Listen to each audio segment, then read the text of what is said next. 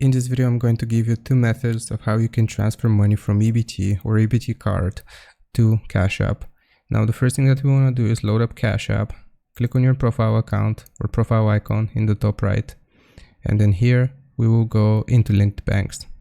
Now, select link a debit card and we can type out our EBT card number right here and see if it accepts it once we click on link card. If it doesn't accept it, then you can search for a bank directly here from the list. So I'm going to click on continue here and you can search for EBT and try to add it this way. Now, as you can see here, we have California, EBT, so we can add it.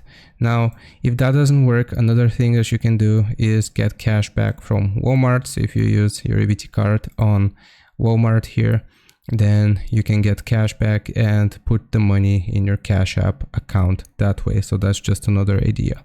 I hope this helps. Leave a like and sub, and I'll see you next time.